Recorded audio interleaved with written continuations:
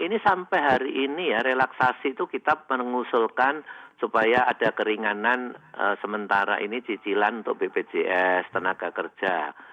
Ya, itu kan, sebetulnya BPJS tenaga kerja kan sebetulnya dananya cukup besar. Jadi kalau misalkan ada relaksasi untuk 6 bulan ke depan itu bisa membantu cash flow. Karena cicilan BPJS tenaga kerja itu cukup besar. Bagi perusahaan yang karyawannya 5.000 saja, mungkin cicilan BPJS-nya bisa, berapa miliar gitu.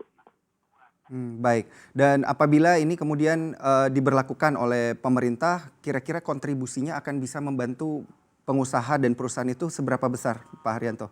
Tolong diulang, gimana? Ya, kira-kira bisa membantu, berapa besar untuk perusahaan apabila diberikan relaksasi terkait dengan BPJS itu? Oh ya, itu tidak bisa menjadi suatu, namanya juga bantuan relaksasi, itu hanya membantu cash flow kita kan.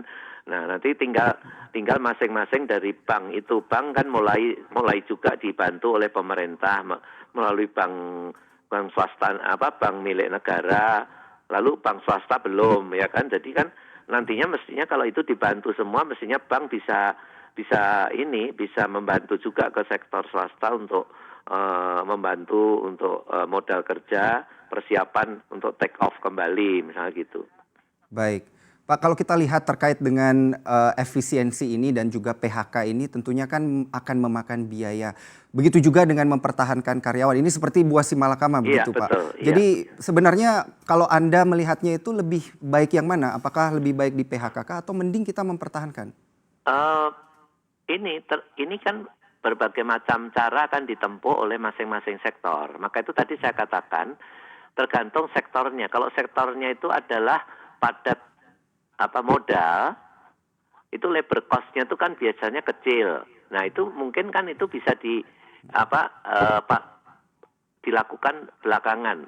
Yang paling utama apa? Misalkan penghematan dari segi utilities, listrik dan lain sebagainya itu. Karena biaya listrik kan juga mahal beban tetapnya, misalnya begitu.